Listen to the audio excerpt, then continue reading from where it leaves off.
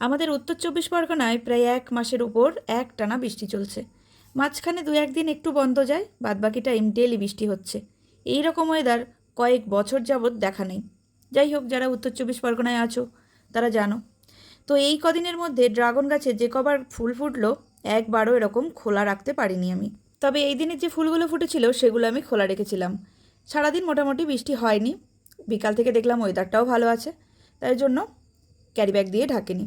ভাবলাম আজ একটু আমি ড্রাগন ফুলকে খোলা ফোটা অবস্থায় রাতের বেলায় দেখব আর এই সৌন্দর্যটা উপভোগ করব। সব কিছু ঠিকঠাক ছিল, রাত 10টার দিকে বৃষ্টি এলো।